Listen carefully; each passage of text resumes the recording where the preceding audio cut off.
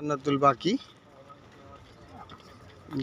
বাকি এই কবরগুলো খুঁড়ে রেডি করা আছে। নতুন কবর, যে যখন ইন্তেকাল করবে এখানে কবর দেওয়া হবে। গর্তপুরে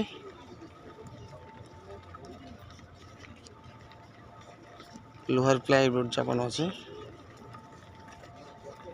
আল্লাহু আকবার। জান্নাতুল বাকি, এটা সেই জান্নাতুল বাকি যেখানে সমস্ত সাহাবীরা আছে শুয়ে। 14 জন স্ত্রী আল্লাহর নবীর সবাই এখানে আছে।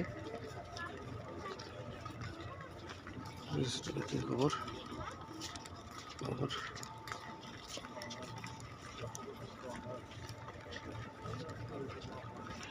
সুবহানাল্লাহ। জান্নাতুল বাকি সুবহানাল্লাহ।